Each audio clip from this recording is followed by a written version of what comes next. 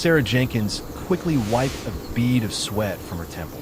She was standing on a bare, sandy patch where the crew had set up a temporary studio in the heart of the Masai Mara National Reserve, Kenya. Behind her, stretching to the horizon, the vibrant green savanna shimmered under the midday sun. Sarah was a veteran correspondent, having reported from war zones and humanitarian crises. She had cultivated an appearance of absolute calm under all pressure. But today, facing the live camera and this familiar wild landscape, she was confronting the biggest emotional challenge of her life. She was reading the perfect lead-in about lion conservation and rewilding efforts. Outwardly, Sarah was a professional expert, but inside, she was counting down the seconds. 5 years. 5 years she had carried an emptiness in her chest, a piercing memory of a tiny creature that weighed less than 2 kilograms. Today, that creature, the orphan lion cub she named Keto, was a majestic, fully grown lion weighing nearly 200 kilograms, the reserve's ambassador. Everyone said that time and distance would erase an animal's memory. But as the director gave the final cue and the handler began to lead Keto into the filming area, Sarah's hand clenched her script. She hadn't seen Keto yet, but she felt a profound, unmistakable vibration, the deep, familiar chuffing sound that lions use only to greet pride mates or family. It was the sound of a greeting she hadn't heard for 5 long years. Could the wild truly forget the human who saved it? The moment of reunion, which science deemed impossible, was about to take place right here under the Masai Mara sky. Sarah arrived in Kenya as a cold, professional journalist, only pursuing high-news value stories about the poaching crisis. Throughout her career, she had never owned a pet. Her personal life was completely controlled and organized, with all emotions suppressed beneath a professional veneer. That veneer completely shattered on her 8th day at the reserve. A patrol team reported a heartbreaking incident, a lioness killed by a poacher's wire snare. Beside her lay a cub, about 6 weeks old, severely dehydrated, emaciated, and refusing to leave its mother's body. Dr. Nyala Kipkamoy, the reserve's director, a kind and sharp Kenyan woman, named him Keto, meaning precious gem. Dr. Nyala explained that Keto was too small and weak. Without special 24/7 care, he wouldn't survive. The reserve was overwhelmed. By a powerful instinct Sarah couldn't explain, she volunteered for the night shift. "I can't sleep while writing my article anyway," she excused herself to Dr. Nyala. But the truth lay outside all professional logic. For the next 3 months, the animal nursery became her only world. Sarah learned to bottle feed Keto, clean up after him, and soothe him with her voice. Keto was fragile, yet possessed an astonishing power to capture a person's heart. Every night, he would curl up on her chest, his small but warm weight pressing against her, making her distinctly feel every heartbeat of life. Dr. Nyala gently explained the phenomenon of imprinting. When a lion cub loses its mother too early, it forms a deep bond with the caregiver, treating them as a blood relative of the pride. Sarah had become Keto's mother, his center, his pride. All of Sarah's professional boundaries dissolved. Keto needed her to survive. She realized she needed Keto to feel truly alive. Her 3-week assignment stretched into 3 months. She made every excuse to her newsroom in Denver. But eventually, the television network couldn't wait forever. Sarah was forced to make a devastating choice: continue the career she had painstakingly built, or give up everything for a lion she couldn't bring back to America. She knew Keto had to stay where he belonged. The morning of their separation, Sarah slipped away before dawn. She placed a deeply sleeping Keto in his den, kissing his forehead one last time.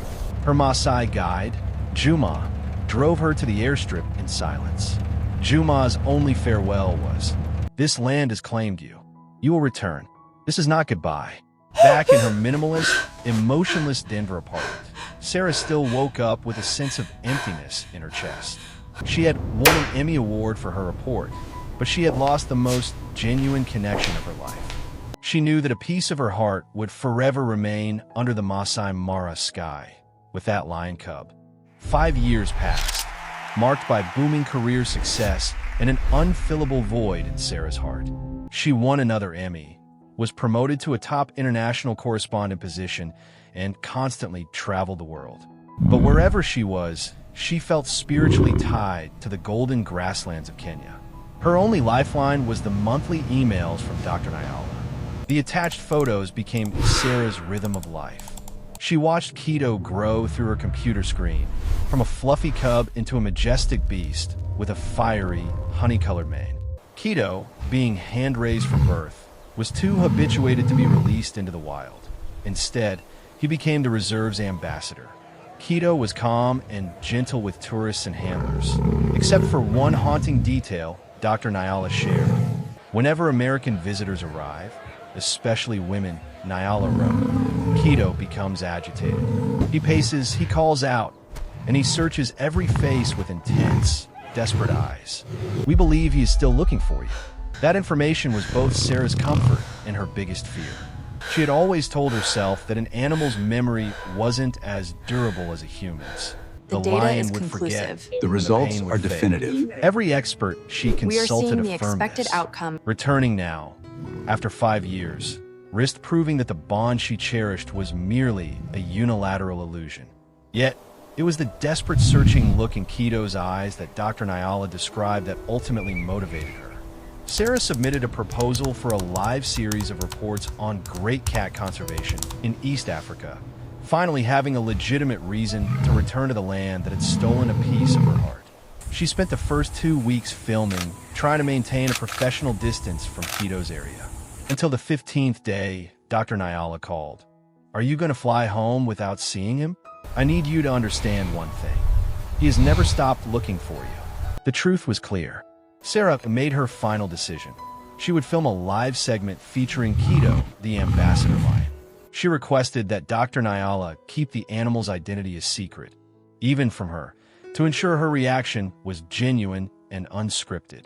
She wanted the world to witness the truth, that love transcends species boundaries and defies time.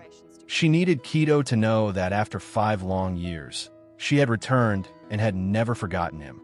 Sarah was speaking about the importance of great predator conservation, her voice professional and measured. She tried to maintain focus on the camera, ignoring the enormous transport crate tucked away behind the crew, where the ambassador lion awaited. She reminded herself, remember the lesson. Be a professional. After a brief introduction by Dr. Nyala about the ambassador program, the broadcast director gave the signal. The transport crate door opened. The first thing that reached Sarah was not an image, but a sound. Not a threatening growl, but a deep, continuous chuffing. The intimate communication lions used to express welcome and friend recognition. The sound cut through all the audio filters, going straight into Sarah's mind, interrupting the words on her script. The professional in her melted into a choked gasp. Keto did not hesitate. He completely ignored the handler, the cameras, and the strange lights. He crossed the hot, sandy patch in just a few strides, his gaze fixed on the woman standing behind the broadcast table. He surged toward the low wooden barrier, the boundary between the animal area and the filming location, not with aggression, but with desperate propulsion. His familiar chuffing rang out nonstop, broadcast live to millions. Sarah spun around, forgetting the camera, forgetting the script. She whispered the only name this creature would understand, Keto. The professional reporter was gone, replaced by the mother overwhelmed by regret. Keto pressed his forehead against Sarah's hand, letting out a satisfied rumble. "He remembers me," Sarah choked out, her whole body trembling with emotion. "He truly remembers me." The world witnessed, not a typical conservation report, but an act of eternal love, defying all scientific laws, unfolding on the hot, sandy patch of the Masai Mara, with the green savanna as its witness.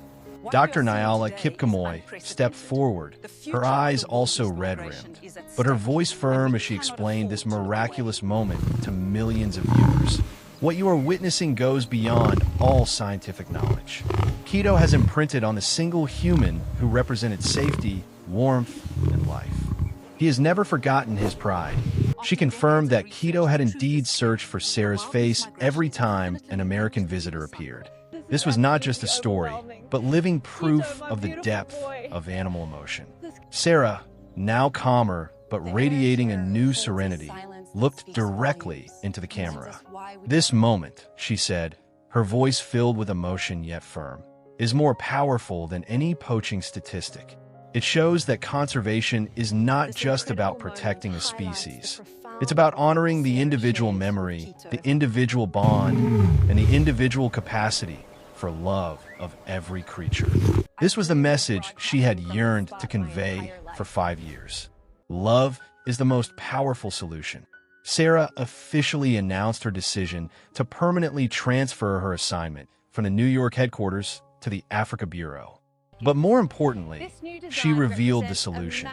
She and the television network would collaborate to launch a fundraising initiative to build a new, permanently expanded, and enriched living area dedicated to ambassador lions like Keto, who couldn't be released into the wild. "I had to leave him once for my career," Sarah explained. "I won't leave him again. My new life is here, serving this connection and finding humane solutions for all the other Ketos." This is the story that opens up hope for the possibility of connection between humans and the wild world. If you also believe in these wondrous bonds and want to continue following the humane solutions we are striving to implement in Africa, please click the subscribe button now and turn on notifications.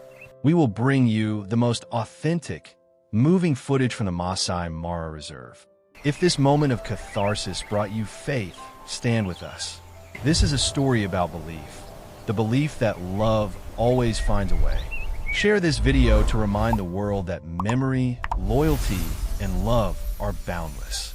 We need your help to honor these stories. Please help us protect this incredible legacy for the future.